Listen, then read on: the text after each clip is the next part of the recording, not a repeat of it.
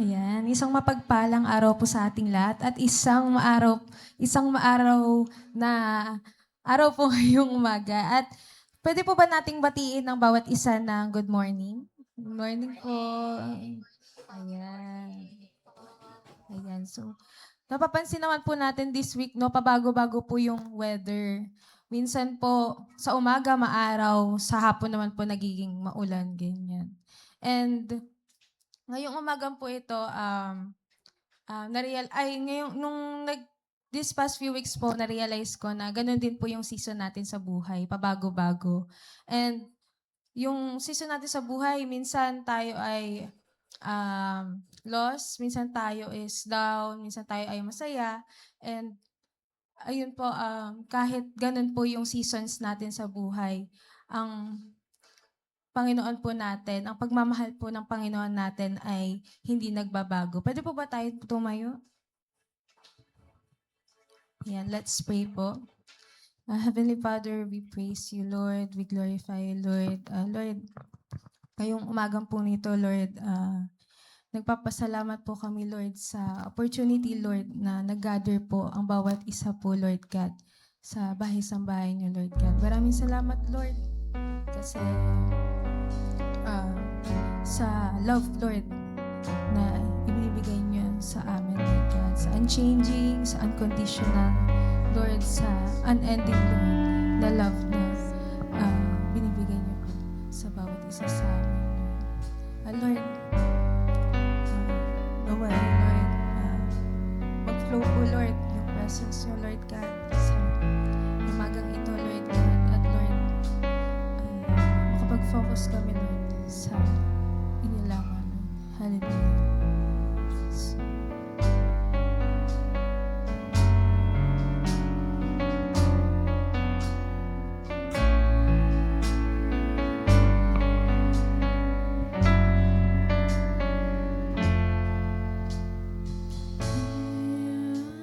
I am, oh God, I bring this sacrifice, my open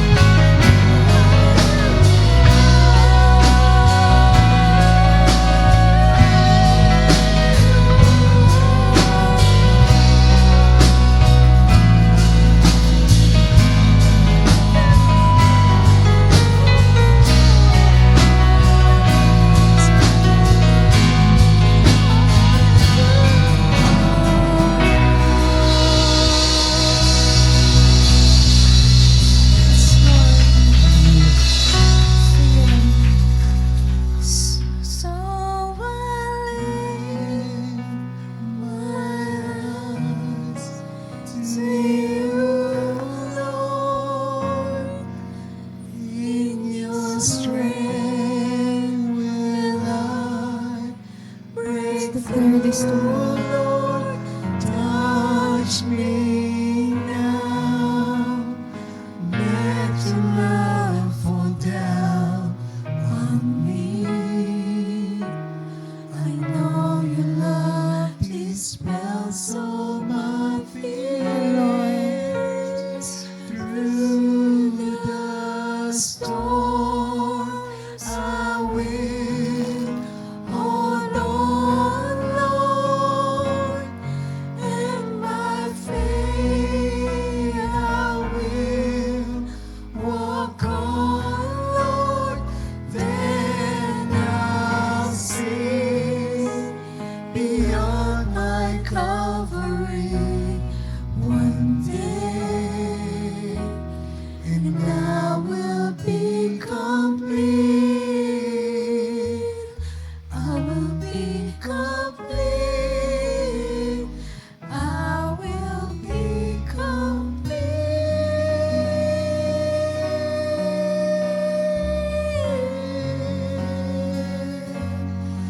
in you. Palakpakan po natin ng malakas na malakas ang Panginoon. Amen. Amen. Tunay nga na unchanging ang love ng Panginoon. Amen. Sabi nga sa Psalm 136, His love endures forever. Pwede ko po ba marinig sa inyo yun? His love endures forever. One more time. His love endures forever. Hallelujah.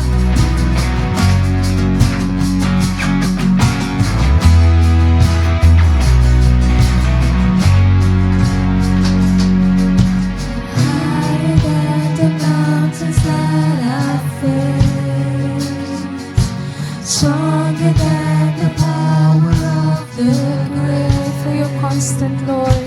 Constant in the trial and the change. This one thing remains. Higher than the mountains that I face, You're stronger, Lord. stronger than the power of the grave. Constant in the trial and the change.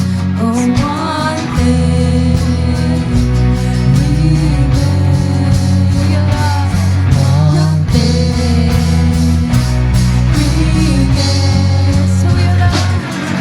Your love never fails, never gives up, never runs out on me.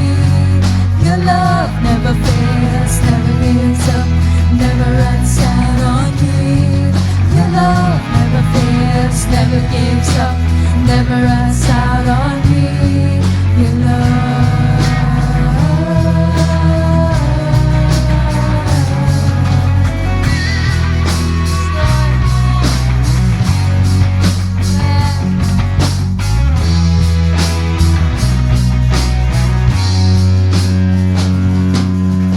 Higher than the mountains that I face, stronger than the power of the grace, constant in the trial and the change. 'Cause one thing remains.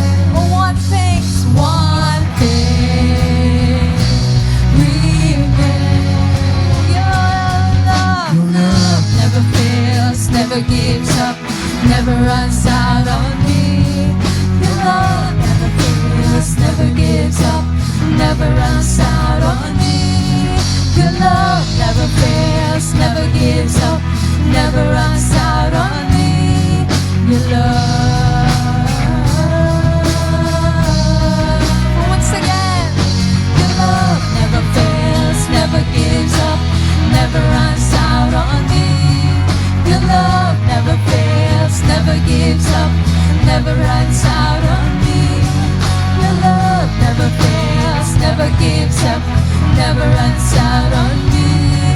Your love.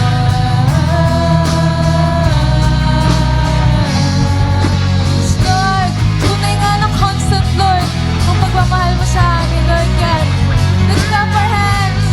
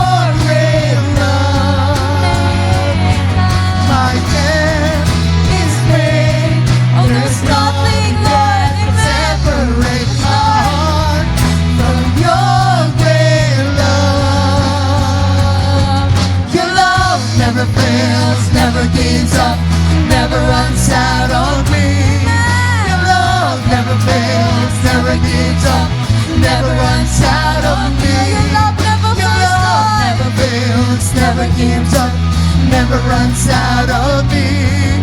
Your love. Once again, your love never fails. Sabay thunder, hallelujah. Your love never fails, never gives up, Never runs out on me. Your love never fails, never gives up, never runs out on me. Your love never fails, never gives up, never runs out on me. Your love.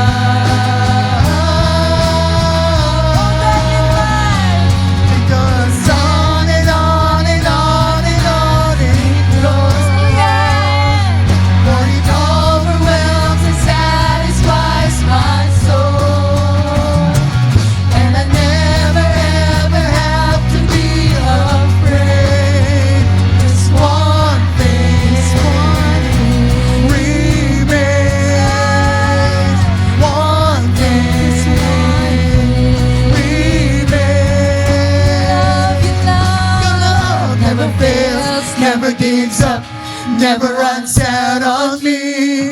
Your love never fails, never gives up, never runs out on me. Your love never fails, never gives up, never runs out on me.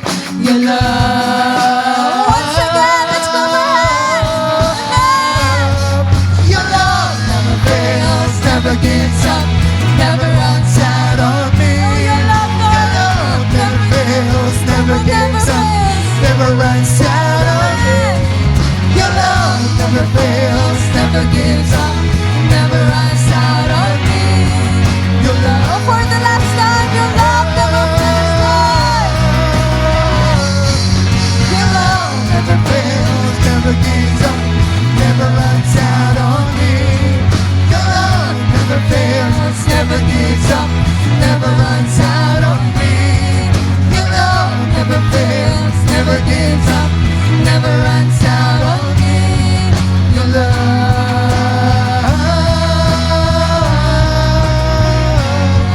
Your love. It's your love.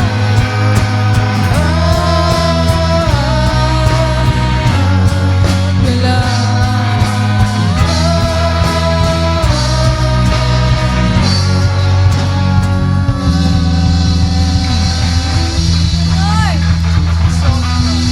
Sa baba. Amen. Your love never fails, never gives up, never runs out on me. Your love never fails, never gives up, never runs out on me. Your love never fails, never gives up, never runs out on me. Your love. Your love never fails, never gives up, never runs out on me. Your love never fails, never gives up, never runs out on me. Your love never fails, never gives up, never runs out on me. Your love. You deserve the highest praise. Your love never fails, never gives up, never runs out on me. Your love never fails, never gives up, never runs out on me. Your love never fails, never gives up, never runs out on me. Your love.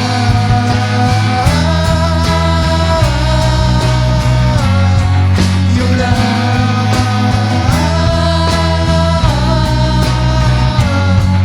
Your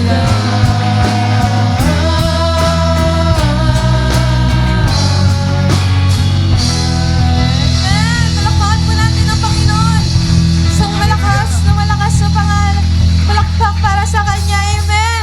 Dahil siya ang mabuting Panginoon. Amen ba? Tunay ba na ang ating Panginoon ay napakabuti? Amen.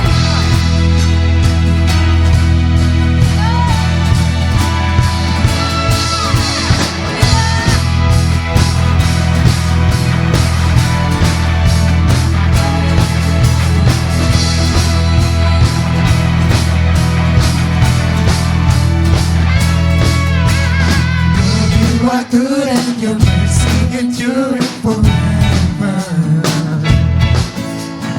Lord, you are good and your mercy endureth forever. People from every nation and tongue, from generation to generation, we worship you.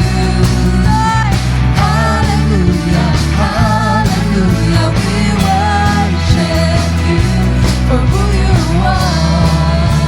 We worship you. Hallelujah, hallelujah, we worship you for who you are. You are good.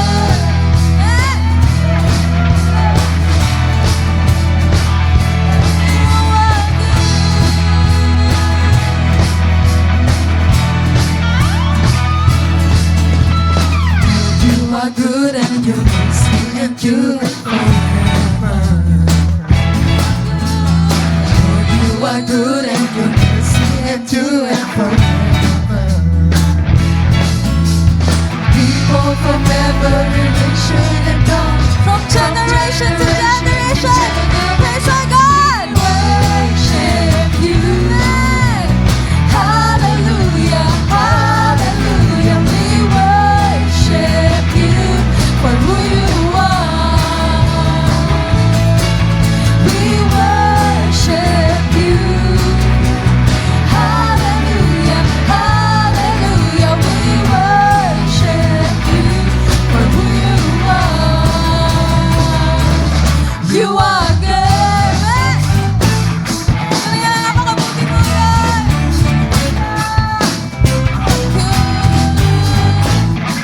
You are good. All the time, all the time.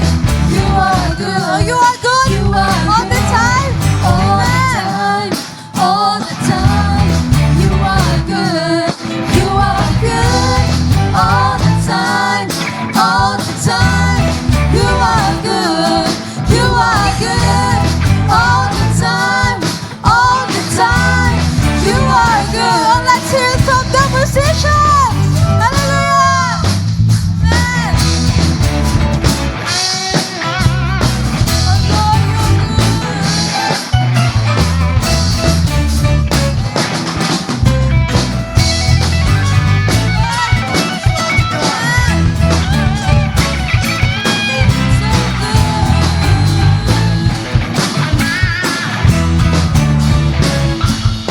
Lord, you are good and your mercy endureth forever.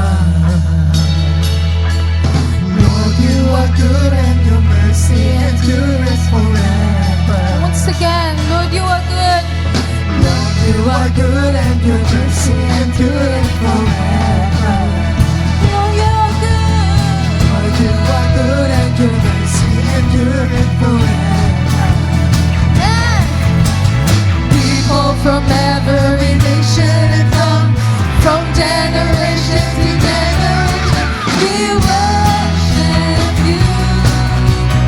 Hallelujah, hallelujah, we worship you for who you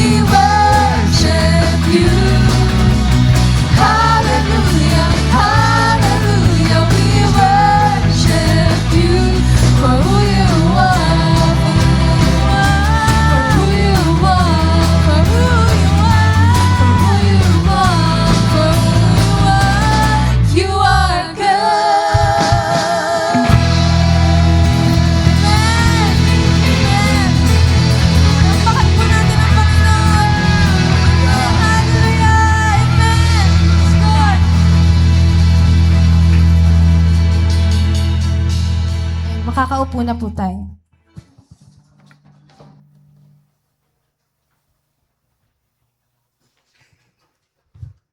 Amen, amen. Ang Diyos po natin ay talagang mabuti. Ilang po yung, God bless you, Isa and the rest of the worship team. Ilang po yung mabuti ng tumanda na kayo sa church. Nakita ko po yung mga batang yan na ngayon ay ginagamit ng Panginoon na maliliit pa. Nakaupo lang sila dyan, ang gugulo. Doon way back po. At siguro hindi ko na po maaabutan yung mga ibang bata ngayon na kasama natin na pagdating po ng panahon, gagamitin po din sila ng Panginoon.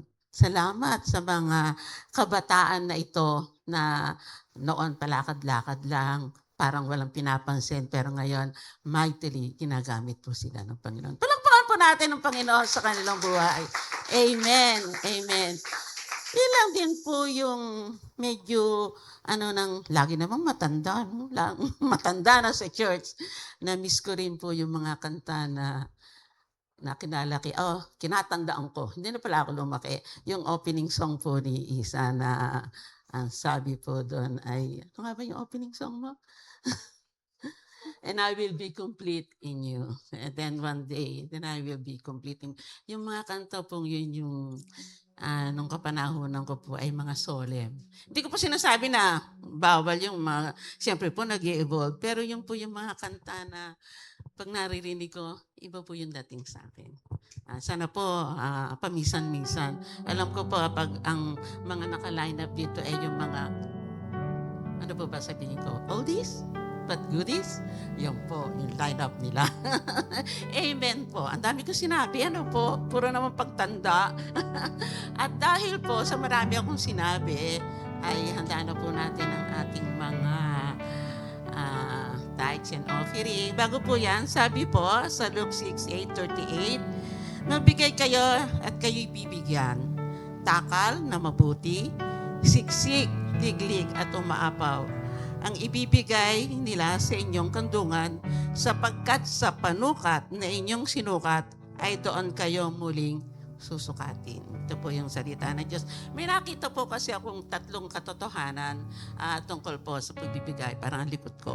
Sabi po, ang giving po is returning. Pag po tayo ay nagbibigay, nagbabalik po tayo sa Diyos. Pero ilan lang po yung binibigay natin, binabalik natin?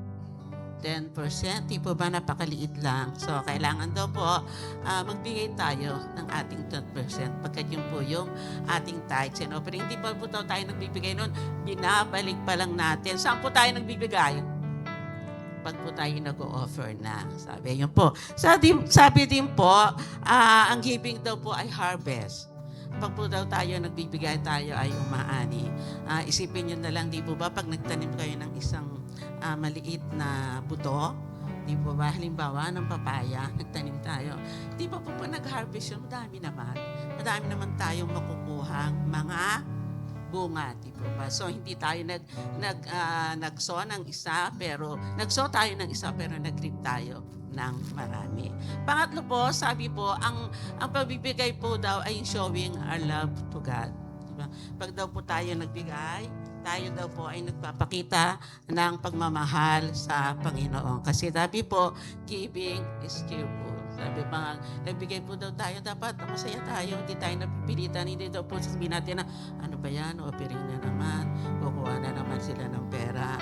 Dapat po, with a cheerful heart. Kasi po, ang Panginoon, hindi lang po yung resources ang binigay niya sa atin. Yung po ating kaligtasan ay binigay niya pa rin. Amen po. Tayo po ay manalangin. Lord, maraming salamat po. Maraming salamat po dahil ito po yung time of giving up, Panginoon, sa iyo. Of giving back, Panginoon, kung ano yung binigay mo.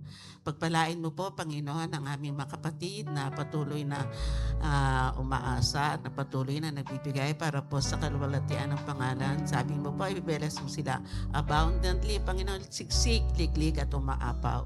Pagpalain mo po ang mga kamay nila, pagpana kanilang mga trabaho, ang kanilang tinatangkilik, Panginoon.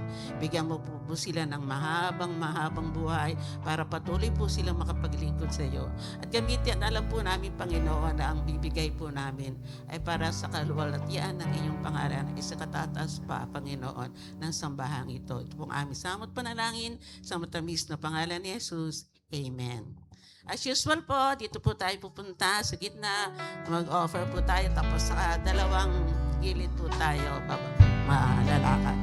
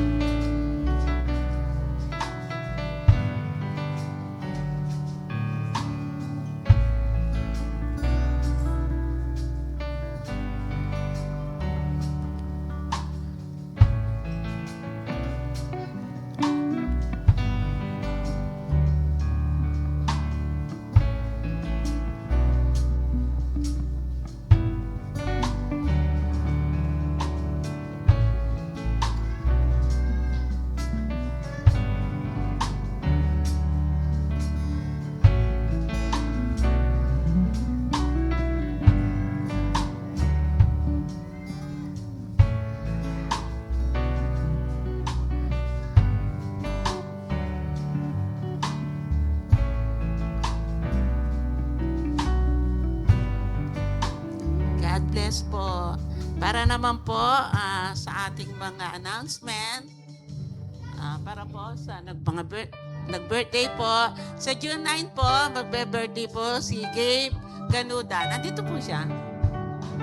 Wala po. Si Gabe Ganuda, magbe-birthday po siya sa June 9. Tapos po, sa June 11, magdaraos din po ng birthday si Bealyn Bactol. Nandito. Siyempre, tayo. Ayun po, si Bealyn. Tapos po, sa June 19 po, ay magse-celebrate po ng ilang taong wedding anniversary na to? 8. Daraos po ang ating kapatid na si Angelo at si Shemer po ng kanilang 8th wedding anniversary. Salamat sa Panginoon. Kantahan po natin sila ng happy birthday song.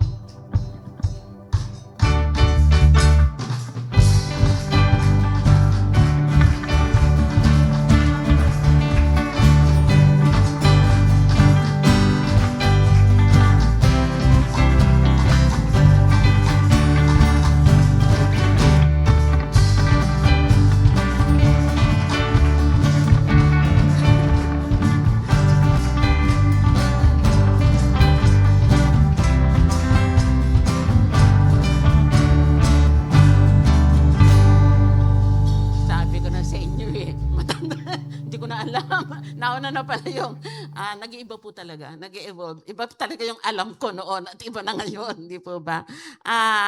Ganyan po, sa further announcement po, meron po tayong prayer gathering na dinaraos po tuwing first and third Saturday po ng buwan. At ito po ay mangyayari sa June 20. Ang ating pong team ng prayer gathering natin ay Thanksgiving and Praise. Inanyayahan ko po, masaya po ito, nakakagaan po ng pakiramdam at parang ito po yung sort na mapalapit tayo sa pangitan ng sama-sama nating pagpupuri at pagdadalanginan. Gayon din po, ito po ay magsisimula sa Saturday, June 20, magsisimula po ito ng 8 a.m. to 10 a.m. At ito po ang pinakamahalagang part ng, although lahat ng po part ng ating worship service ay mahalaga, pero ito po yung meat, ito po yung spirit, ito po yung soul kung bakit tayo nagdadaos ng ating Sunday worship.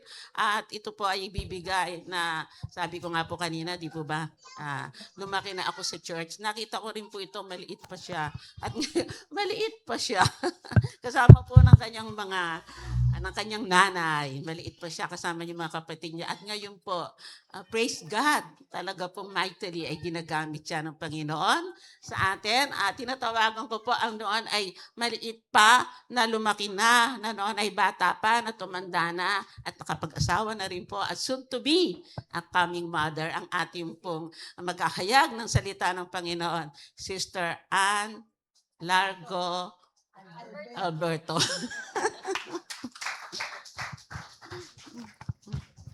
Nasanay kasi sa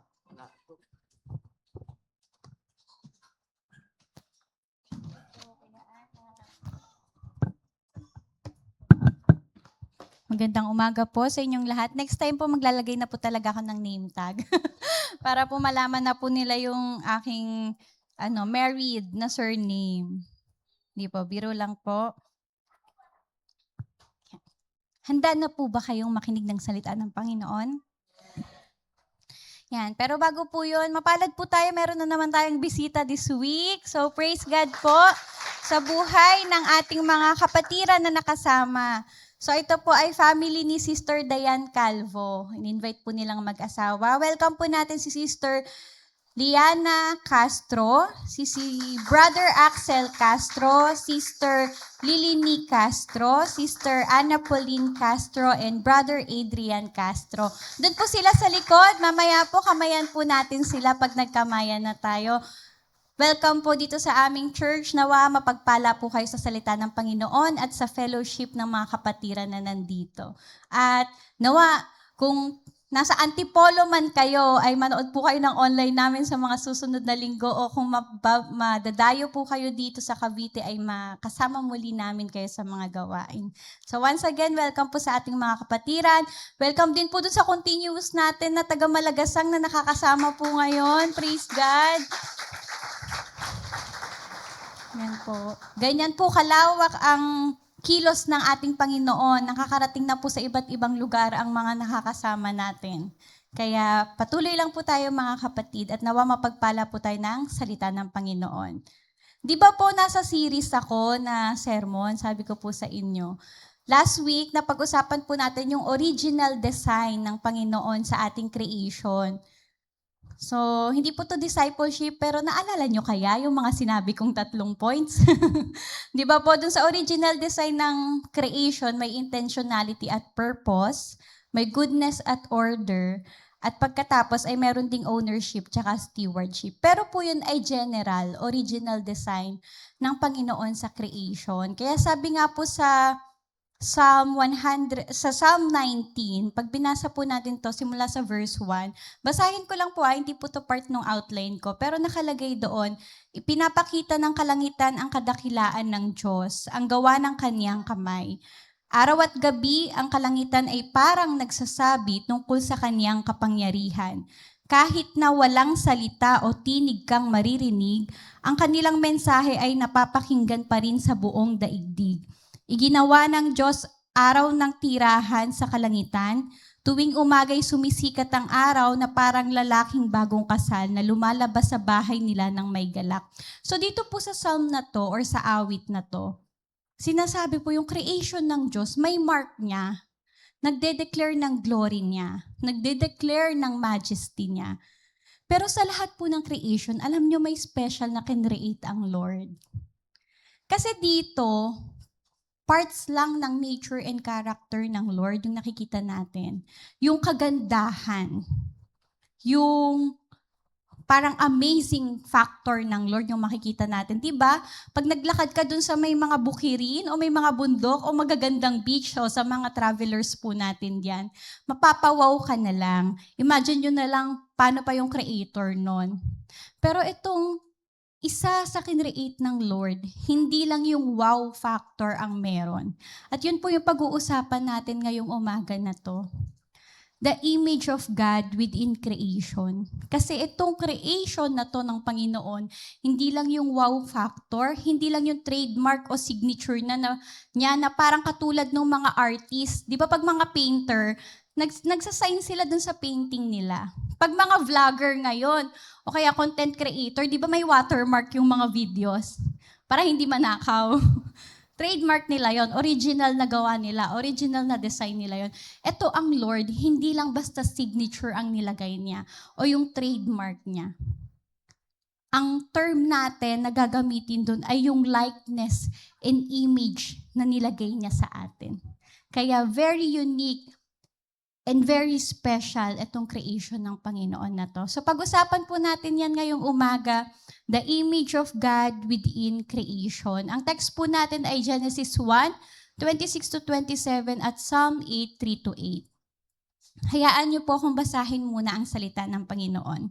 Sabi po sa awit 8:3-8 sa English version po ito, "When I look at your heavens, the work of your fingers, the moon and the stars which you have set in place. What is man that you are mindful of him, and the Son of Man that you care for Him. So sabi po nung salmista dito, pag tinignan niya yung mga gawa ng Diyos, napapaisip siya, what is something special ba sa tao that God cares for us? What is something special ba sa tao na tayo ay nasa isip ng Panginoon? Ito pa sabi sa verse 5, yet you have made him a little lower than the heavenly beings and crowned him with glory and honor. You have given him dominion over the works of your hands. You have put all things under his feet. All sheep and oxen, and also the beasts of the field, the birds of the heavens, and the fish of the sea, whatever passes along the paths of the sea. So kayo po ba napaisip? Di ba may kanta yan? Ano po yung lyrics ng kanta sa mga nakakaalam? Who am I that you are mindful of me? Tinutula ko na lang ha, kasi baka mawala sa tono. You are mindful of me. Sino nga ba ako? Napatanong na ba kayo sa sarili nyo nun? Bakit nga ba ako iniisip pa ng Diyos pag nabasa natin tong verse na to? Katulad kaya ng salmista na to, nakapag-reflect na ba tayo habang tinitignan na nag-stargazing tayo, nasa beach ka pa, tapos nag-stargazing ka. Ganda-ganda ng langit, pero bakit kaya ganun? Nilikha ako ng Diyos. Bakit kaya ganun? Iniisip ako ng Diyos, nagpo-provide sa akin ang Panginoon. Alam niyo kung bakit? Sinagot yan sa Genesis chapter 1, verses 26 to 27. Sabi dyan, then God said, let us make mankind in our image, in our likeness, so that they may rule over the fish in the sea and the birds in the sky, over the livestock and all the wild animals and all over the creatures that move along the ground. So God created mankind in His own image. In the image of God, He created them. Male and female, He created them. Kita nyo yon? That is why God is so mindful of us. That is why God cares so much for us. Kasi when He created us, nung nilikha niya tayo, we are created not just by His words, but by the work of His hands at sa image and likeness niya. Ito po ang salita ng Diyos, manalangin po tayo. Hallelujah, Lord. Purihin kang patuloy. Salamat, O Diyos, dahil sa kabila ng lahat ng majestic mong nilikha, na even kami ay napapahanga, Lord. Totoo yung sinabi ng salmista, minsan magtataka na lang kami, bakit ganoon na lang kung isipin mo kami, kung kalingain mo kami, kung paano gumawa ka ng paraan para abutin kami. At ngayon sa aming pag-aaral ng salita mo, hayaan mong mahayag sa kalagitnaan namin yung ibig sabihin na kaya ka pala mindful sa amin dahil kinreate mo kami in your image and likeness. Tulungan kami ng banal mong Espiritu, Panginoon, na maunawaan ang bawat salita na mahahayag ngayon at tanging ikaw lamang ang makita at madakila sa kalagitnaan namin. Sa pangalan mo, Panginoong Jesus. Amen. Again, yan po ang pag-uusapan natin sa umaga na to, the image of God within creation. So part 2 na po tayo ng ating The Gospel for All Creation series ngayong mga susunod na linggo. So meron lang po akong gustong ituro muna sa inyo bago ako magpunta dun sa key points natin. Ito po ay talagang doctrine ng mga Kristiyano na matatagpuan dito sa Genesis. Kung narinig na po ng ilan sa inyo yung term na Imago Dei. Yan, pakita po natin. Yan po ay Latin na ang ibig sabihin ay image of God. Kinuha po yan doon sa binasa nating verse sa Genesis kanina na let us make mankind in our image, in our likeness. So sa simpleng salita po, ang ibig sabihin ng Imago Dei or image of God, we are made o ginawa tayo na may resemblance sa Panginoon. Tignan niyo po yung mga magpapamilya dito. May resemblance, di ba? Hindi mapagkakaila. So, ganyan po. Imagine nyo na lang. O minsan sasabihin nyo, uy, yung mata. Di ba? Pag mga baby yan, agad yung tinitignan. Wait, ang ilong kanino nagmana? Oh, di ba? Ganyan. mas excited dun sa physical, dun sa facial feature. Kanino nagmana? Ang lips, ang eyes, ang eyebrow.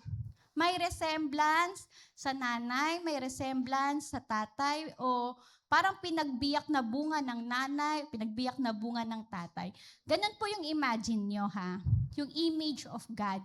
Pero po, hindi ibig sabihin yan, yung Imago Dei na doctrinal foundation po ng pagiging Christian, ay physically we look like God. Kasi sabi po sa John, God is spirit. So, hindi po to yung physical na katulad ng tinitignan nating mga tao na pag sinabing resemblance, kawangis, kamukha, ka-look alike, yung physical feature. So, hindi po. Yung pagiging created in the image of God, hindi rin ibig sabihin, we are gods. Ay, wag po tayong ganun ha. Uy, image of God. Diyos na din ako. Hindi po siya ganon. O we possess yung mga infinite power or knowledge na meron ang Diyos. Hindi po ganon yung ibig sabihin, likeness and image of God.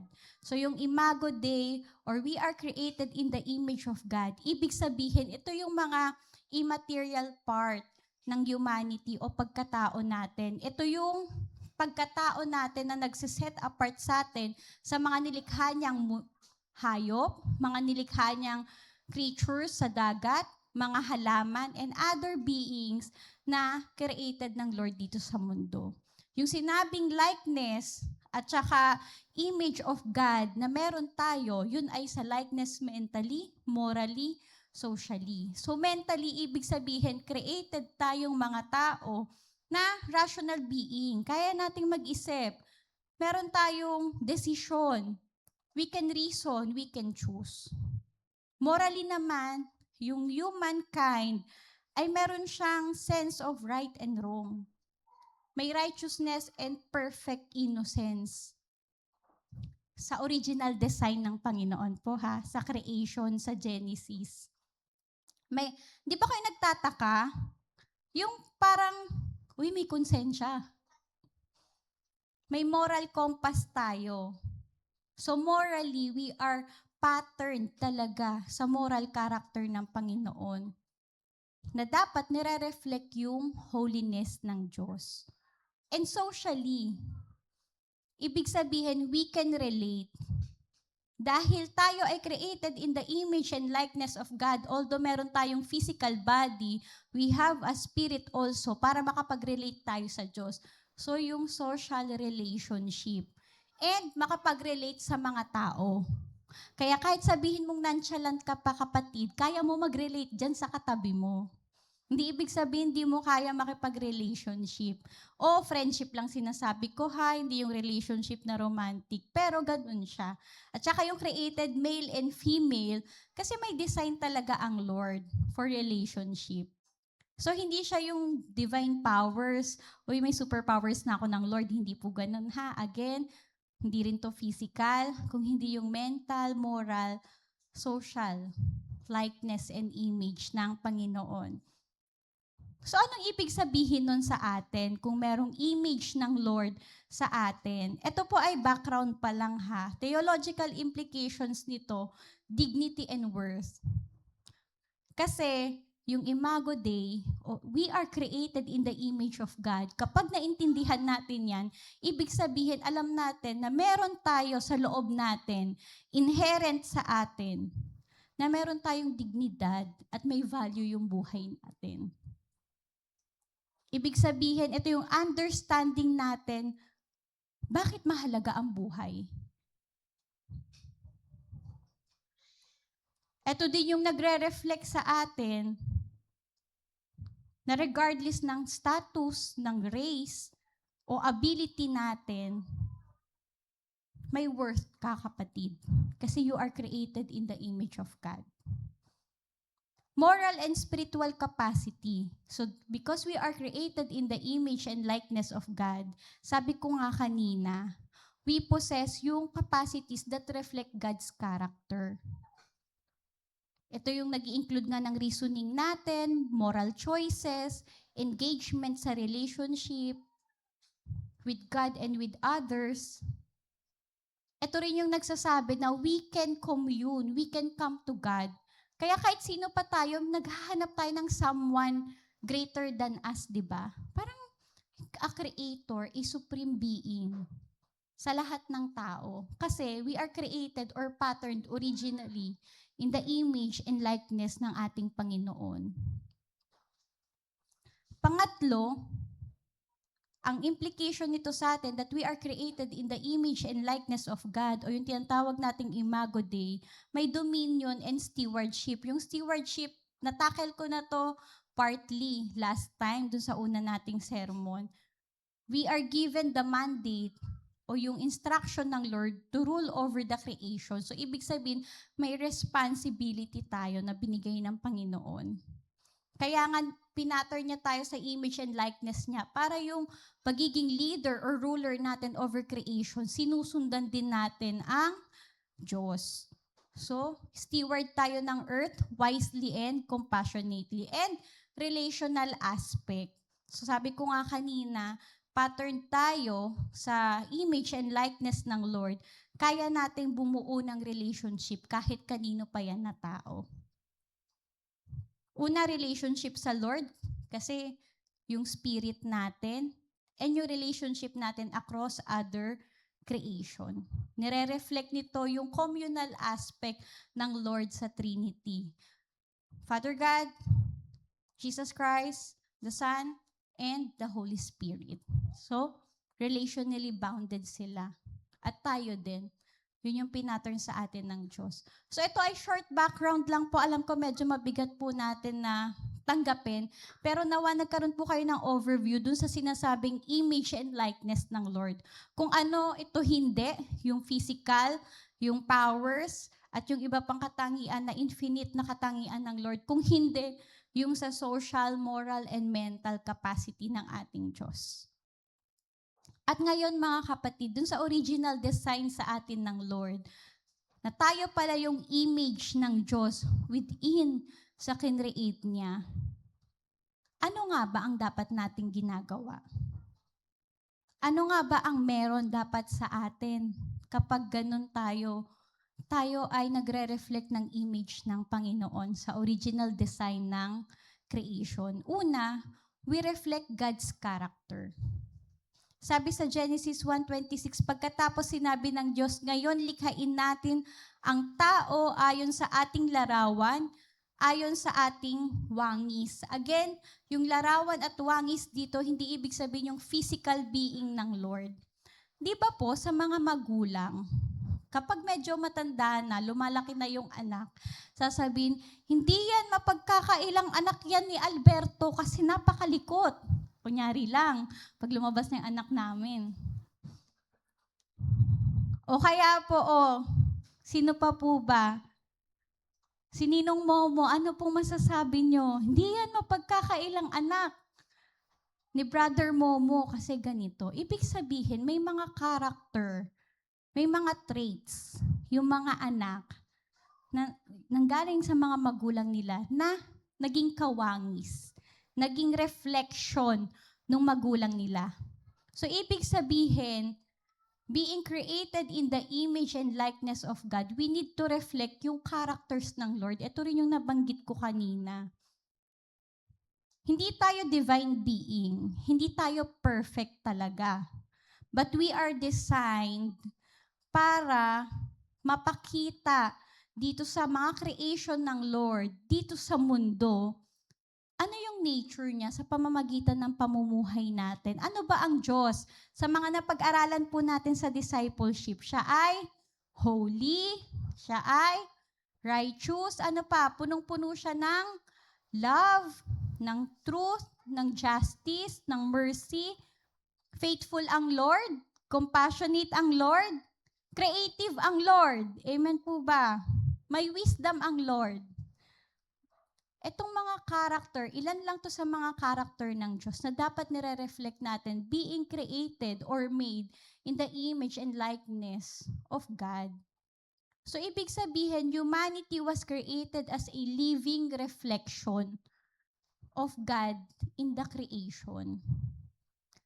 Na tayo dito sa mundo, dahil yung ibang created yung mga creation, ibang creation ng Lord, ano sila eh, halimbawa, ang halaman, makita mo, ay ang buti-buti ng Lord. Nakikita ko yung pagiging provider ng Lord kasi ginawa niya yung mga halaman na pwedeng makain. Pero tayo, yung other qualities and character ng Lord, dapat nagre-reflect pala sa buhay natin. Sabi ko nga kanina, yung perfect innocence, yung righteousness ng Lord, yun yung original design na dapat nakikita sa atin. Parang salamin. Di ba sa salamin, hindi naman siya magre-reflect ng other image. Tama ba? Halimbawa, ako nagsalamin. Hindi naman pwedeng si Isa yung lumabas sa salamin, doon sa reflection. Matangkad siya, maliit ako. Kahit mag-heels pa ako, mahirap ko siyang habulin. Hindi rin naman pwedeng ako ang humarap sa salamin. Tapos si Brother Dondi yung makikita o ire-reflect na image. Tama ba? Napakalayo namin. Una, babae ako, lalaki siya. Ibig sabihin, para tayong mirror. Nire-reflect natin yung character ng Panginoon. Hindi tayo gumagawa ng sariling image. Dapat nire-reveal natin ang Diyos dito sa mundo sa pamamagitan ng buhay natin. Kaya kapag ang humanity aligned sa Diyos, His character becomes visible through human life. Kapag po tayo talaga align sa Diyos, dun sa perfect design or dun sa original design ng Lord sa creation at sa atin, created in His image and likeness, nakikita pala yung character ng Diyos dapat sa buhay natin. Yung mga sinabi ko kanina at yung lahat ng narinig niyong character ng Lord na naturo sa discipleship, sa mga sermon, sa mga fellowship. Kaya nga si Paul, ang lagi niyang sulat sa mga Kristiyano noon, sa early Christians, early believers, pag nakita po natin yung Ephesians 4:24, sabi diyan, and to put on the new self, created after the likeness of God in true righteousness and holiness. Sinasabi niya, sa mga susunod na sermon po, matututunan natin bakit new self or ano yung new self. Pero ibig sabihin, created. Alam ni Paul na we are created. There is an original design na ang tao ay sa likeness and image of God. At dapat yun yung nilalagay natin sa sarili natin. Lalo na kapag nakakilala na tayo sa Panginoon. Sabi pa sa Colossus 3:10, isuot ninyo ang bagong pagkatao na patuloy na nagbabago at nagiging kalarawan ng Diyos na lumikha sa inyo upang lalo ninyo siyang makilala. So, nakikilala natin ang Diyos, nire-reflect natin siya sa sarili natin, nakikilala din sila ng ibang tao na nasa paligid natin kasi nakikita nila ang Diyos sa buhay natin. Again, created in the image and likeness of God, we should reflect yung character ng ating Creator, yung character ng ating Diyos. Kaya sa atin mga kapatid, katulad ng sinabi ko kanina, ibig sabihin, marami kasi sa mga tao today, they build their image.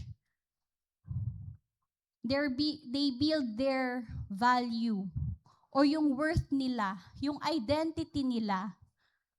Karaniwan, lalo na sa panahon natin ngayon, tinitignan natin yung value, yung image, yung dignity, yung worth ng mga tao na nakikita natin based sa appearance, sa achievements, sa success, based sa social media approval, yung mga likes and hearts, mga react sa atin, educational attainment, financial status.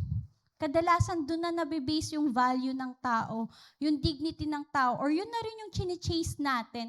Kasi yun nga yung nagpapakita kung sino tayo or image natin. Pero this is a reminder to all of us that your value is not determined by those things. Yung value mo, kapatid, yung value natin, mga kapatid, ay hindi base doon sa mga bagay na binanggit ko kanina. You matter simply because you are created in the image of God. That's your inherent dignity. your worth and your value. Hindi sa status, hindi sa educational attainment, hindi sa gaano kadami kang pera. Yes, maganda yung mga bagay na yan. But ultimately, you are worthy kasi you are created in the image of God. Sabi mo nga sa katabi mo, you are worthy, kapatid. May dignity ka, kapatid. O sabihin mo din sa sarili mo, you are worthy, self. I am worthy, self. I have dignity. I have value. Sabi nga dun sa Psalm, di ba? Psalm 8:5, yung una kong binasang verse, sabi dun, yet you have made him a little lower than the heavenly beings and crowned him with glory and honor. You are already with glory and honor kasi we are created in the image and likeness of God.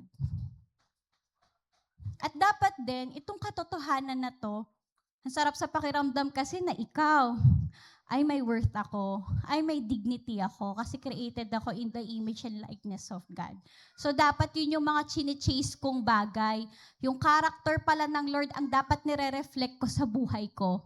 Kasi yun yung nagbibigay sa akin ng totoong dignidad, totoong pagkatao, at totoong value ng buhay ko. Yung wisdom ng Lord, creativity niya, yung faithfulness niya, compassion niya, love niya, understanding niya, patience niya, yung righteousness niya. Yun pala yung chine-chase natin sa mga bagay dito sa mundo. Secondary lang yan. Yung makakapagbigay sa atin ng iba pang kagandahan sa buhay. Pero ito yung ultimately dapat inuuna natin. Kasi yun yung value natin. At dapat nababago din nito yung kaisipan natin na kapag tinignan na natin yung ibang tao, yung mga nakakasalamuhan natin, yung katabi mo, yung nasa likod mo, nasa left and right mo, nasa unahan mo, kahit yung mga tao na parang nagdi-disagree ka, o kaya yung mga asawa ng may mga asawa, yung anak nyo, yung mga coworkers mo, yung mga kasama natin dito sa church, yung kapitbahay mo, kapag nakita na natin sila, iisipin natin yung original design ng Lord. They are also created dapat in the image and likeness of God. So ibig sabihin, every person na nakikita natin, merong God-given dignity and worth yun. Kung ganon, ang sarap sa pakiramdam na isipin na meron dignity and worth ako, ito palang kapitbahay ko, meron din. So, hindi ko siya dapat tignan ng sobrang baba. Tignan ko siya kung paano siya originally dinesign ng Lord. Ibig sabihin nito, lahat ng taong nakakasalamuhan natin deserves our respect, deserves to be given worth or value, and deserves compassion. Hindi lang to pang sarili natin, feel good sa sarili natin, pero dapat ganun na rin natin tignan yung mga nakakasalamuhan natin. Kasi yun yung original design ng Lord. So again, being created in the image of likeness of God, we need to reflect God's character sa buhay natin. We need to chase first yung character development natin dun sa likeness and image ng Lord. Secondary na lang yung mga nabibigay dito sa mundo na mga katulad yan kung magtatrabaho ka, yung profession mo, yung educational attainment ng mga kabataan dito, yung status sa buhay. Mga nasa huli na yan, nasa laylayan na yan, pero una, yung character ng Lord. Kaya ang tanong ko sa inyo, what kind of reflection does your life show off sa karakter ng Diyos? Kung titignan ba ng mga tao ang buhay natin, makakita ba sila ng clearer reflection ng Diyos o ng reflection ng mundo? O kapatid, ikaw kinakausap ko, wag mo lingunin yung katabi mo. Hindi siya yon. Mag-reflect tayo. Makikita ba ang character ng Lord sa buhay natin? Pangalawa po, being created in the image and likeness of God, we represent God's authority. Sabi diyan, pagkatapos sabihin na, let us create man in our image, in our likeness. Biglang sabi ng Diyos sa verse 26, so that they may rule over the fish in the sea and the birds in the sky, over the livestock and all the wild animals, and all over the creatures that move along the ground. It's not accidental. Kasi yung image ng Lord and yung dominion o pag-rule over sa creation ay connected yan. Kasi ang dapat paraan ng pamamahala natin dun sa creation ng Lord ay kung paano ba may authority talaga ang Diyos. Kung paano ba siya mag-rule sa lahat ng kinreate niya. At sa lahat ng napag-usapan natin na karakter ng Lord, paano ba siya namamahala, nangangalaga sa creation niya? Diba sa mga napag-aralan natin, nag-create ang Lord, nag-provide din siya para sa creation niya. Nag-create ang Lord, nag-rule over siya sa creation niya with love and compassion. Tama ba? With justice. Righteously. Ganon siya mag-rule over. So dapat nire-represent natin yung ganong klaseng authority ng Lord. Ganong klaseng pangmamahala at pangangalaga niya. Sabi pa sa Psalm 8:6, di ba, you have given him dominion over the works of your hands. You have put all things under his feet. So being created in the image at likeness ng Lord, tayo ay representative ng Diyos. Hindi magro-rule, mamamahala, mangunguna ang mga tao independently. We are to exercise yung delegated authority lang ng Lord na binigay sa atin. Ibig sabihin, pinagkatiwala lang sa atin na authority. Isipin nyo parang ganito. Di ba sa Pilipinas, o yung mga mahilig dyan sa politics or yung sa governance, di ba sa Pilipinas may mga tinatawag na ambassadors? Ambassador to South Korea, ambassador to Japan. Yung may mga embassy tayo na bansa. So may representative tayo doon. Nire-represent nung tao na yon, nung ambassador na yon, ang Pinas. So pag nagsalita siya, that person is not talking para sa sarili niya. Nagsasalita siya in behalf nung bansa natin. So dapat, ang words niya, ang behavior niya, ang mga ginagawa niya, ay hindi makakaapekto sa image ng bansa natin na nire-represent niya. Tama ba? Ganun yung mga ambassador. Hindi lang naman ambassador sa ibang bansa, may mga ambassador din pala tayo or representative to the United Nations, yung mga agricultural organization, mga international maritime organization, at marami pang iba. Pero ibig sabihin, kung sino yung namumuno sa atin dito sa bansa, dinedelegate niya yung authority to represent yung Philippines sa ibang tao. So ano man yung gawin nun, mag-feedback yon kung paano ang Pilipinas pala ganito kasi ang pinadala wala man lang ka class-class, ka elegance-elegance. Makakarinig tayo ng mga ganong feedback. Recently nga may nabasa ako, si President Marcos nagpunta ng Japan. Ito ay sa ano lang naman, sa social media lang. Kaso yung representative ng Japan na nakasama niya na after their formal talk, so happy time na to, kumakain sila, nagsing along, saka sa video nagsing along sila. Biniro tuloy nitong Japanese representative na to si President Marcos na, gusto mo ba i-connect na kita sa mga managers kasi pwede kang maging singer. So nakita ng ibang netizen or ibang tagabalita na parang hindi siya proper etiquette of a representative ng isang country. Kasi anong tingin mo dun sa presidente ng Pilipinas? Parang artist lang, simpleng artista lang para biruin mo ng ganon. Pero tingin naman ng iba, happy-happy lang yon. Wala naman siyang intention. Pero tignan nyo, yung ganong simpleng remark ng Japanese representative na yon, nagbigay na ng ibang paningin on how, ganun ba tignan ng Japan, yung mga ina-accommodate nila ng mga representative ng other countries. So, nakita nyo yung picture na we are to represent God's authority. Parang ambassador or representative tayo. Parang katulad din sa mga brand ambassadors. Di ba may mga billboard dyan, mga nakapost, kasi image sila ng brand. Ibig sabihin, mostly naman yun sa physical or yung paggamit ng product. Pero kapag hindi na sila qualified doon, inaalis na sila. Lalo na kung kayo ay follower ng South Korean, di ba pag may mga issue yung South Korean celebrity, biglang mawawala yung mga endorsement nila ng mga brands kasi pumapangit yung image ng brands kasi may issue yung nagre-represent. Isa pa, sa family. Yan, para medyo close sa atin. Anong kadalasang sinasabi sa atin? Uy, wag mo ipapahiya pamilya natin, ha? O kaya halimbawa, may competition. Itaguyod mo ang bandera ng mga Alberto. O yan, pag may mga tournament, kapag may mga laban. Ibig sabihin, representative ka.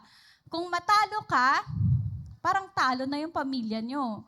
Kung manalo ka, lahat na nanalo. Parang sa beauty pageant. Di ba? Although pageantry naman yun. Pag nanalo yung isang representative ng Pinas, kala mo lahat ng Pinoy nanalo. Pag natalo, sobrang mag-react din yung mga Pilipino. Ganon.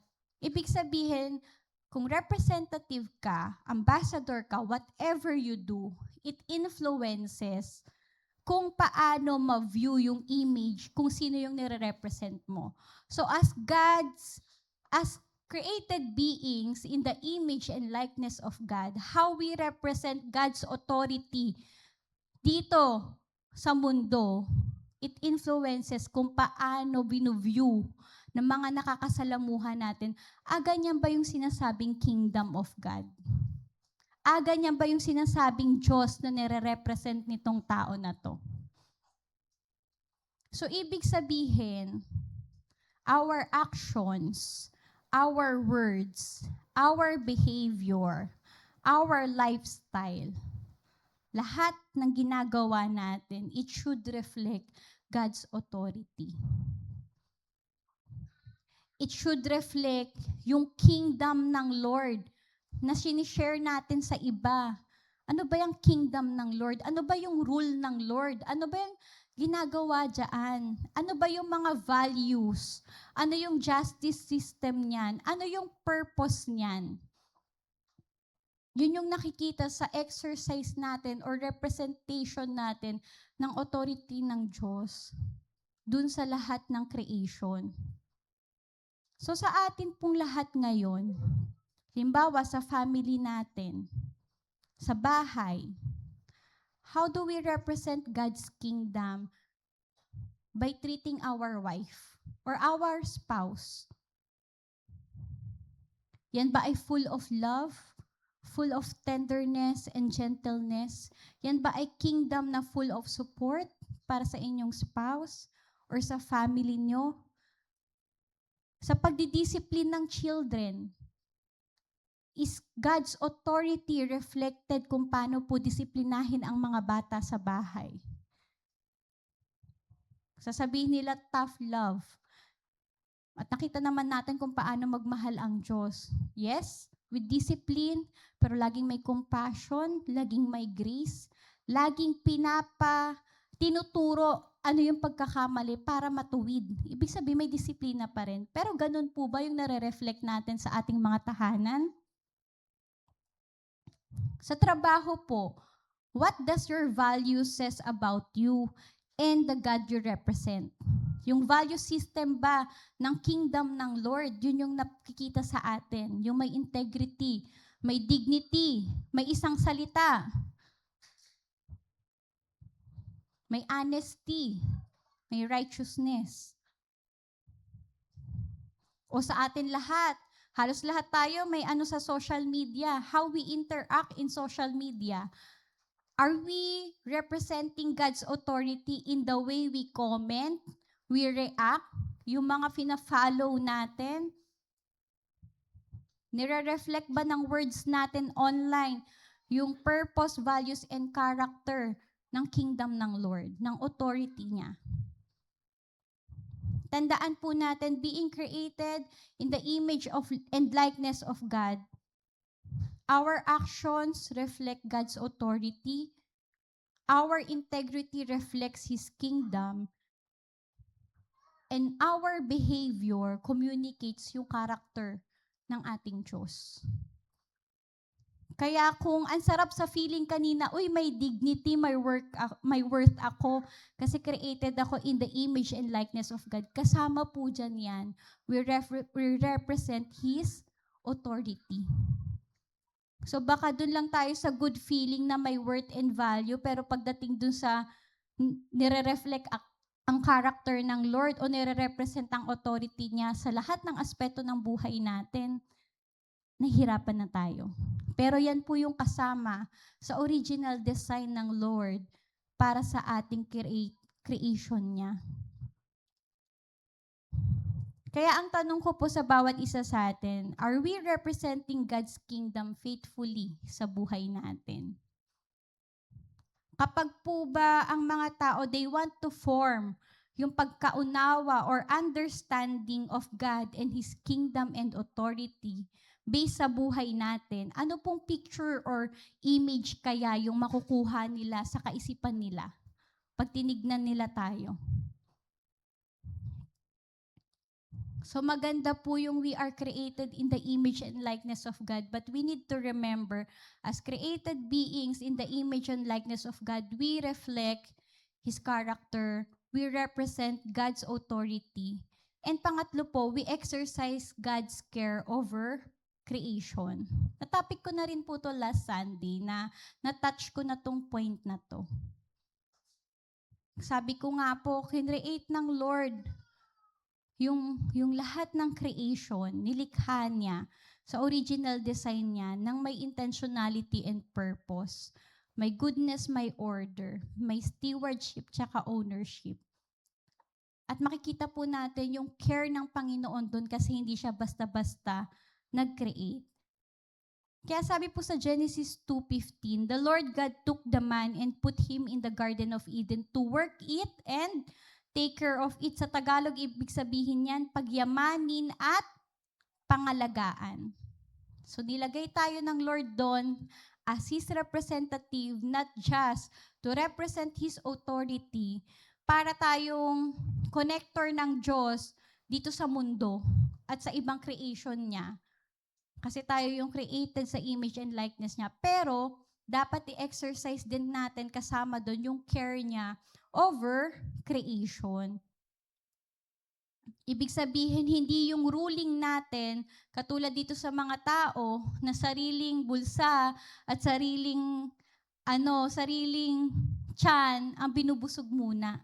There is care sa mga nasasakupan. At dito, pinapasakop o ini-steward sa atin, pinangalaga, pinagkatiwala ng Diyos yung lahat ng creation niya sa mga tao.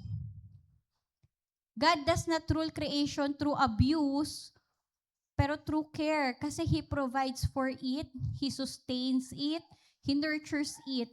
Sabi po sa Genesis 29-30, ibinibigay ko rin sa inyo ang lahat ng uri ng halamanang nagkakabinhi at mga bungang kahoy bilang pagkain ninyo. So nag-provide siya ng pagkain para sa tao. Pero ito pa sabi sa verse 30, ang lahat ng halamang luntian ay ibinibigay ko naman sa lahat ng hayop sa ibabaw ng lupa at sa lahat ng mga ibon. Nagpo-provide din siya dun sa mga other creation niya. Particularly dito sa verse na to, sa mga hayop. So as God's image bearer, dapat yung care din na yon na in-extend ng Lord sa atin at sa creation niya, nakikita sa atin, sa pamumuhay natin, on how we relate dun sa other created beings ng Lord. Ibig sabihin, dapat kinukultivate natin. Yung lupa, kinukultivate, parang mga magsasaka. Hindi tinatapunan ng basura. Pinoprotect, instead na sunugin. Sinusustain, pinapangalagaan natin para patuloy na mag-grow, mag-develop, mamuhay. May care lagi.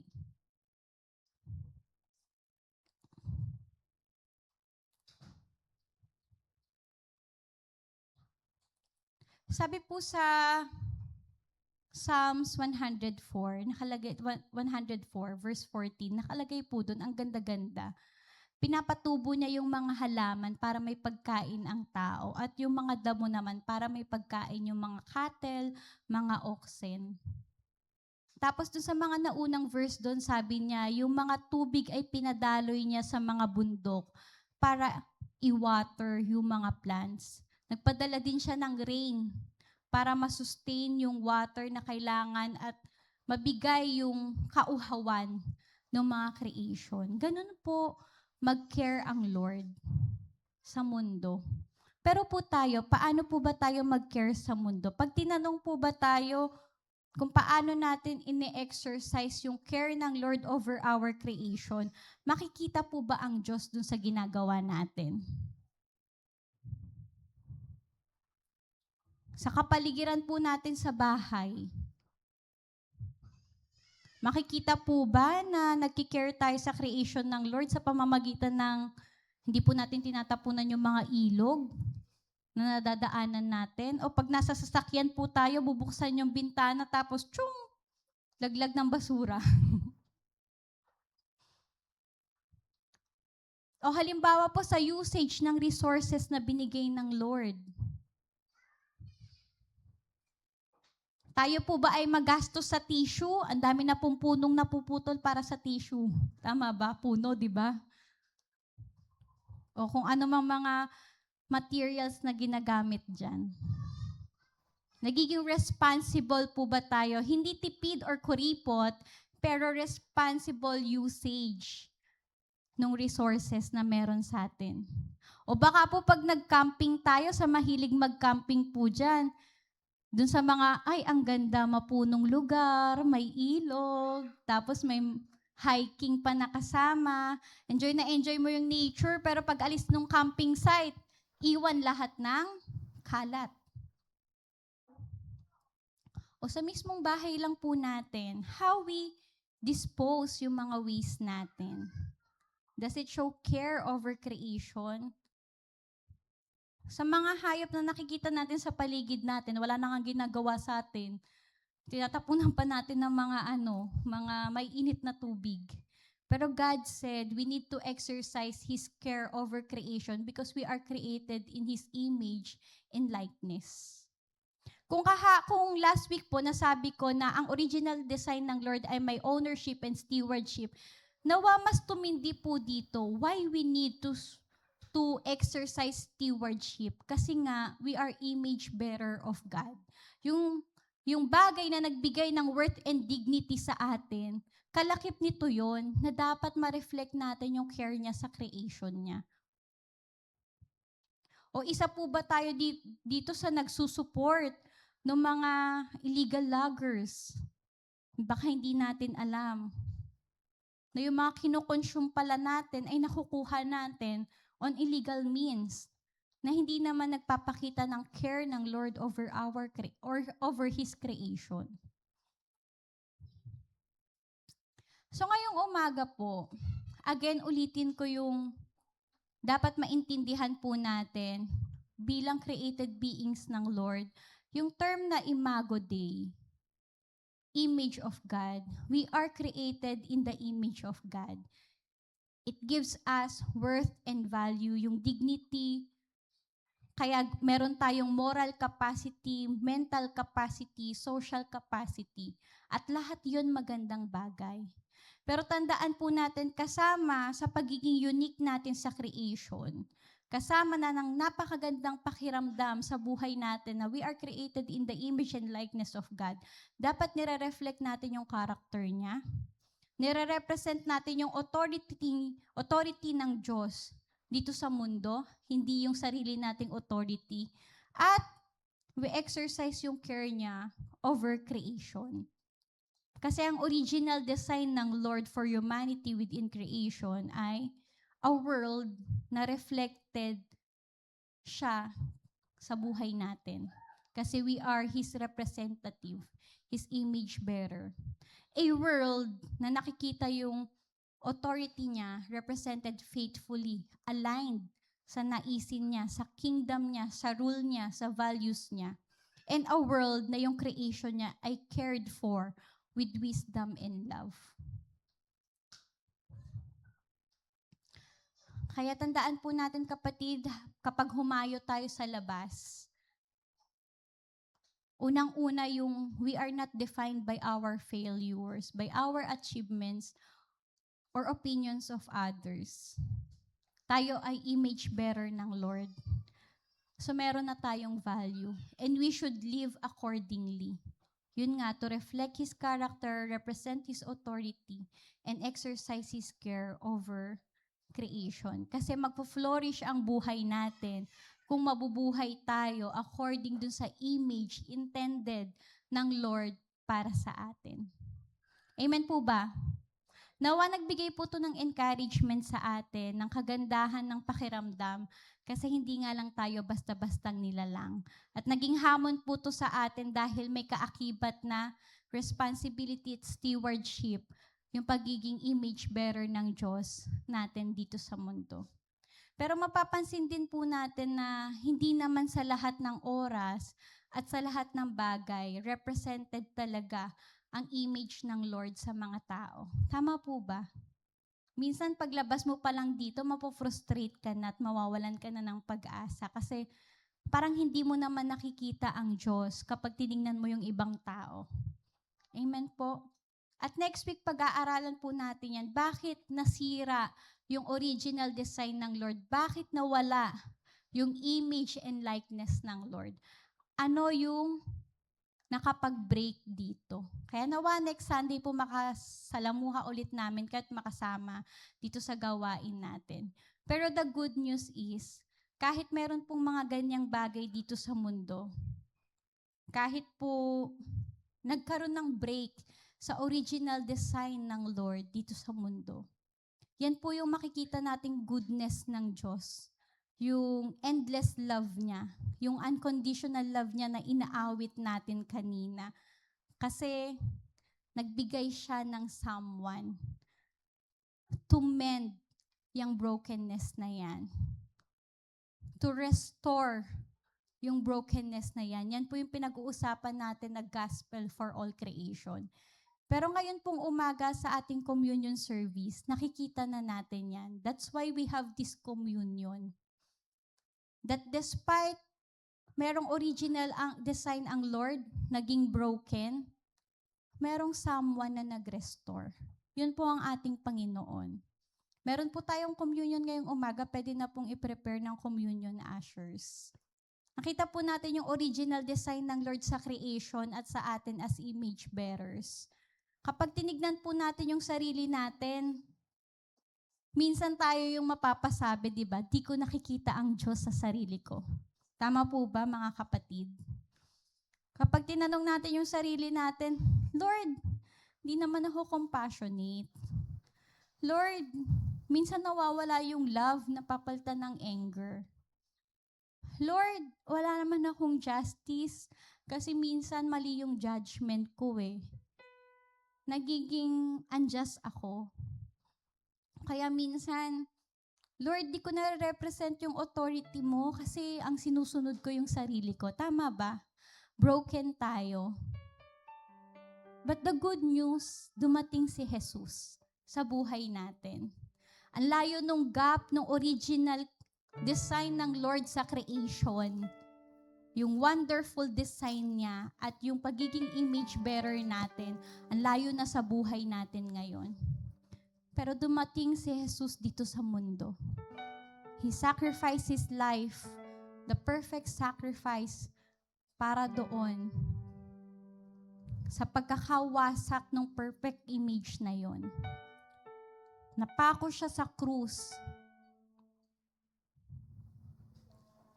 para i-bridge yung tao at ang Diyos muli.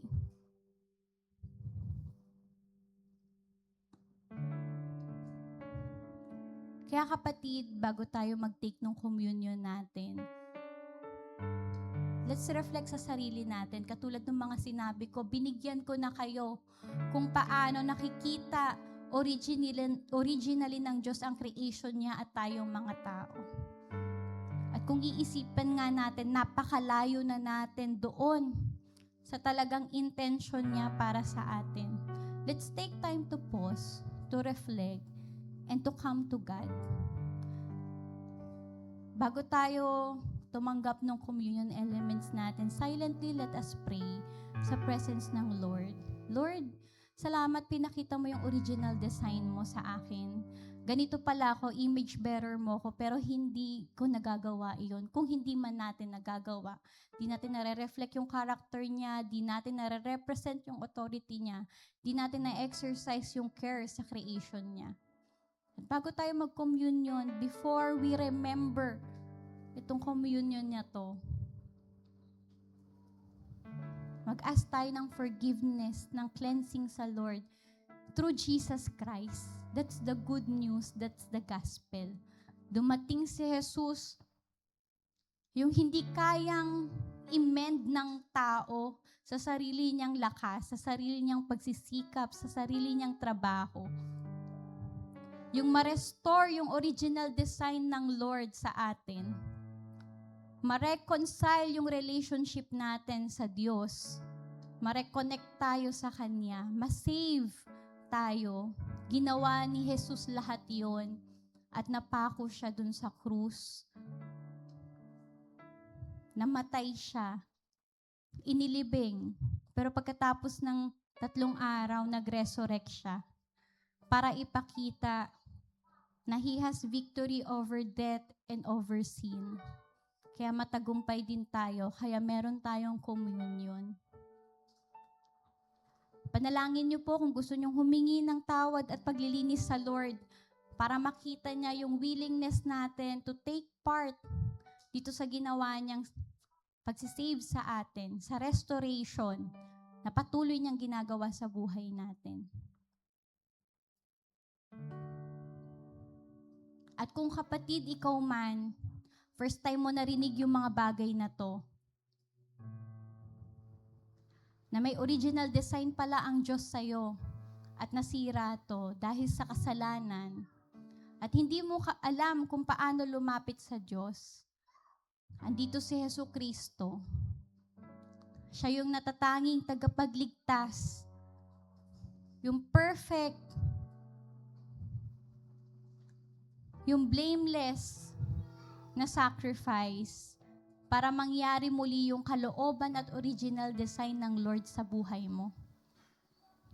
Ang dapat mo lang gawin, kapatid, kilalanin, tanggapin na nagkaroon ka ng kasalanan, na malayo ka dun sa Imago Dei, sa image of God sa buhay mo, na may kasalanan na naging harang para sa relasyon mo sa Diyos. At kung ina-acknowledge mo yun sa buhay mo na makasalanan ka, andyan naman yung regalo ng Diyos na pagliligtas niya. Sabi sa John 3:16, gayon na lamang ang pag-ibig ng Diyos sa sanlibutan. Kaya ibinigay niya ang bugtong na anak niya upang sino mang sumampalataya sa Kanya ay magkaroon ng buhay, ay hindi mapahamak at magkaroon ng buhay na walang hanggan. Kumakatok si Jesus sa puso mo ngayon, kapatid, kung first time mo tong marinig. At kung nais mo siyang tanggapin ngayong umaga na to, maaari ka bang tumungo at sumabay sa panalangin na to bago mo i-take yung communion? Lord, Ikaw po yung nakakakita sa puso ng mga kapatiran ko na nandito. Ikaw po ang nakakaalam kung natanggap na ba nila ang kaligtasan na nagmumula sa iyo. Nagpapasalamat kami, O Diyos, dahil pinakita mo sa amin kung paano mo ba kami inilikha. At salamat, Lord, na nakaka-amaze, kaya ganun na lang pala yung care mo sa amin dahil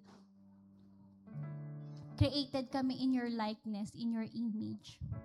May mga kapatiran kami sa kalagitnaan namin ngayon, Lord, na baka first time po narinig yung patungkol dito. First time na marinig na wala na pala yung original design mo sa mundo. At ngayon, ina-acknowledge nila, Lord, yung kasalanan na naghiwalay sa relasyon nila sa iyo, na naghiwalay sa kanila sa presensya mo. Lord, kung meron man po akong mga kapatiran sa umaga na to na Nasa puso nila na tanggapin ka bilang tagapagligtas. Magpalinis sa kasalanan, Panginoon. At i-declare kang Diyos sa buhay nila. Hayaan mo pong sabayan nila ang panalangin na to. Panginoon,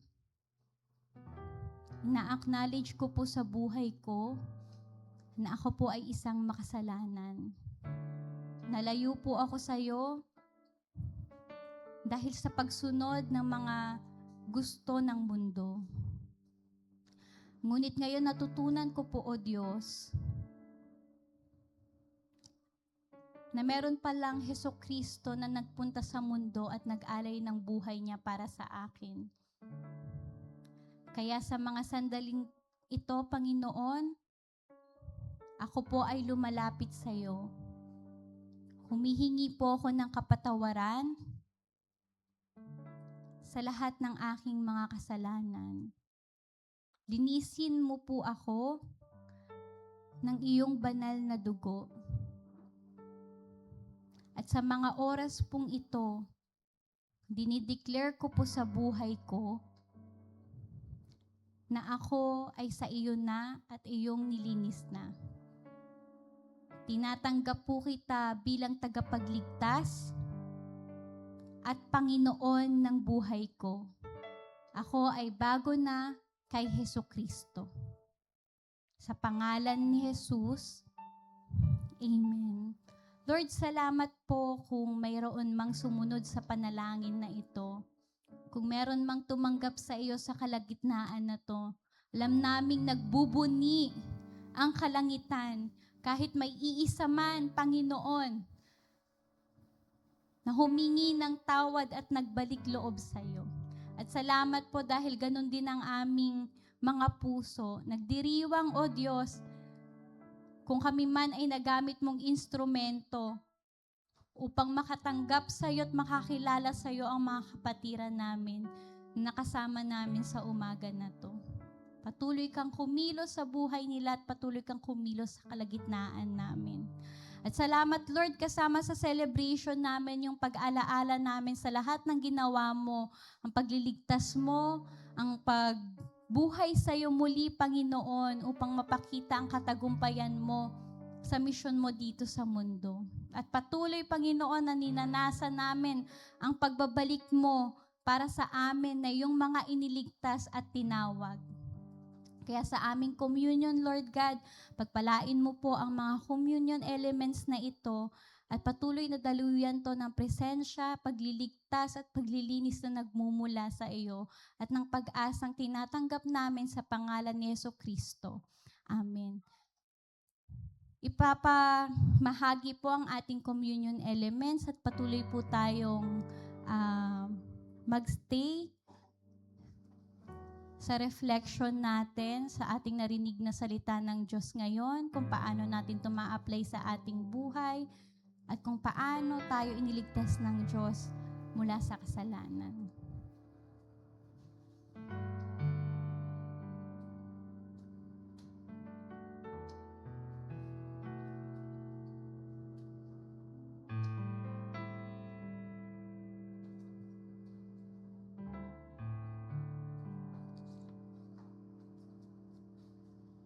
Habang pinapamahagi po itong mga communion elements natin, para po sa mga bagong naririto, kung tinanggap nyo na po si Jesus sa puso nyo, ang ginagawa po nating communion ay bilang pag-alaala sa ginawa ni Jesus sa krus. Yung mga elements na yan ay nagre-represent ng kanyang body at ng kanyang blood. Ang katawan niya na nabayubay sa krus at sinabi niya na by His stripes we are healed.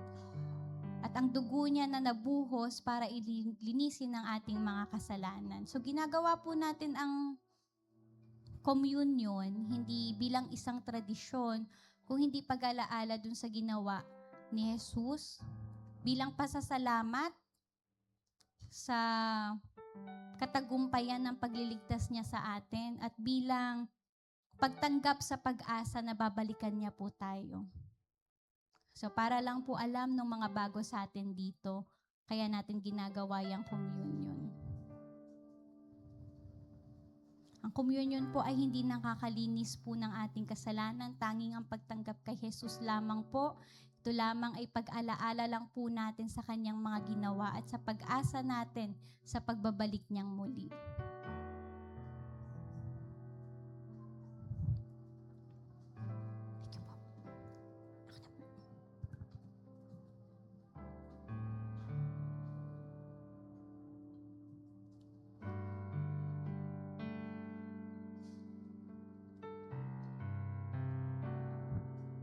Hintayin lang po natin na mapamahagi lahat.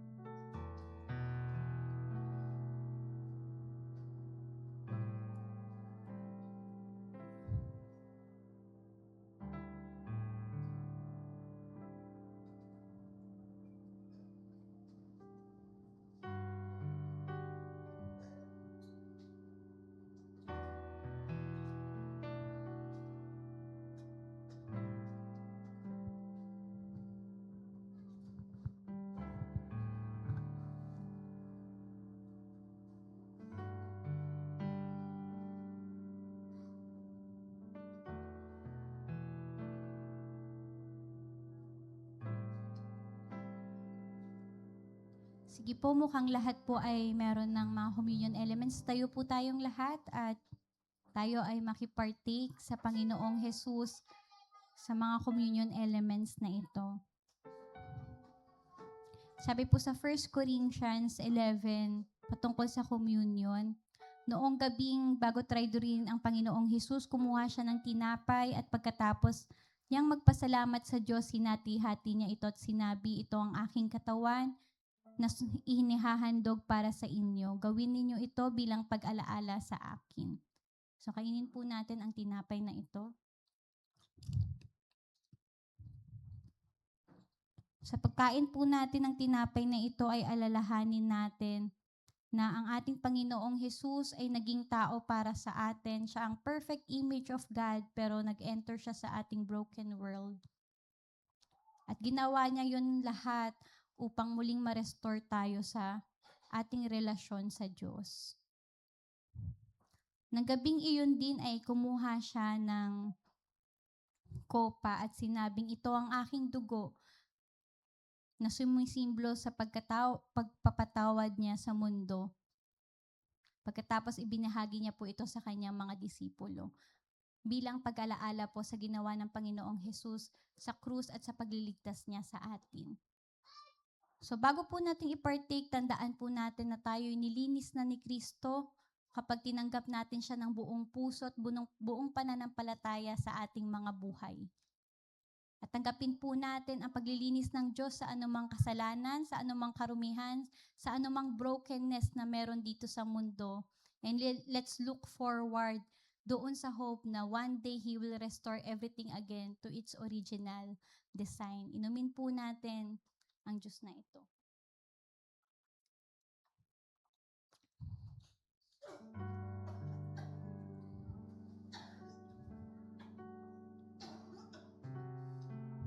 Sabi po sa verse 26 ng 1 Corinthians 11, for whenever you eat this bread and drink this cup, you proclaim the Lord's death until He comes again. Today, we remember His death, we celebrate His resurrection, and we look forward dun sa muling pagbabalik ng Panginoon sa atin sa pagdating ng panahon kung saan i-restore niya ang lahat ng bagay to its original design. So let's celebrate po sa ginawa ng Panginoon na ito sa atin, sa original design niya at muling pagre-restore niya nito sa kanyang muling pagbabalik. Palakpakan po natin ang Diyos. Hallelujah, Lord. Hallelujah. Hallelujah. Happy birthday po sa lahat ng magbe-birthday at happy anniversary sa magwe-wedding anniversary. Natapos na po ang ating communion service sa umaga na to. Nawa po na pagpala ang lahat. At bago po tayo mag-uwian, bago magkamayan, Hinihiling ko po sana na mamaya pagkatapos ng service, lapitan po natin yung ating mga bisita, kamayan, kamustahin at ipanalangin po natin. Kamustahin natin yung pagdalo nila dito sa ating gawain at tsekahin po natin sila bilang warm welcome sa kanilang pakikisama sa atin sa ating worship service. Amen po? Bilang pagpapakita ng character ng Lord sa atin. Amen po? So manalangin po tayo bilang pagko-close sa ating gawain. Hallelujah, Lord. Pinupuri ka po namin at sinasamba namin, Panginoong Diyos.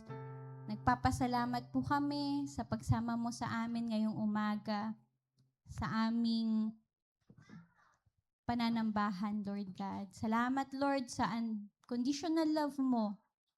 Salamat, Lord, sa salita mo rin na nangusap at nag-remind sa amin that our value, our dignity, our worth ay makikita sa iyo na aming Creator. Help us, Lord God, na ipamuhay ito sa aming buhay to reflect your character, to represent your authority, and to exercise your care over creation, Panginoon.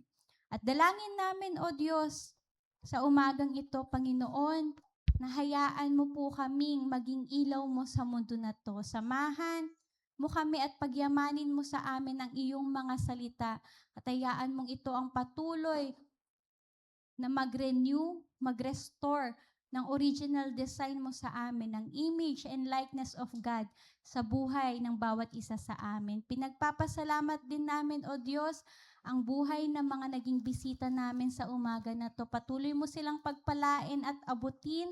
Patuloy kang mangusap sa kanila at magpakilala sa kanila at patuloy nilang maranasan ang pagliligtas, ang pag-ibig at pagbabago, ang pagmamahal na nagmumula po sa iyo. Salamat din po sa buhay ng mga kapatiran namin na magdadaos ng kanilang mga kaarawan. Patuloy mo silang pagpalain. Iparanas mo sa kanila ang overflowing favor mo, Panginoon, at dinideclare namin sa buhay nila, sa family nila, sa mga trabaho nila, sa pag-aaral nila, Panginoon, sa kanilang ministry, that your love and goodness and mercy shall follow them all the days of their lives, and they will surely dwell in your house forever, Panginoon ko. At sa aming pagtatapos po ngayon, mga kapatid, sa ating pag-uwi, sa pagtatapos ng ating gawain, tanggapin niyo po ang pagpapala ng Panginoon. Pagpalain nawa kayo ng Panginoon at ingatan kayo. Paliwanagin nawa niya ang kanyang mukha sa inyo at kahabagan. Ilingap nawa niya ang kanyang mukha sa inyo at pagkalooban kayo ng kapayapaan. Sumainyo nawa ang biyaya ng Panginoong Hesukristo, ang pag-ibig ng Diyos Ama, at ang pakikisama ng Espiritu Santo ngayon at magpakailanman. Sa ngalan ng Ama, ng Anak, at ng Espiritu Santo. Amen. Humayo po kayong may pagmamahal at kagalakan mula sa ating Panginoon. God bless you all po. Magkita-kita po tayo sa susunod na linggo at sa ating prayer gathering sa Sabado. Amen. Ayan, muli po, kantahan po natin ang Panginoon. What you are doing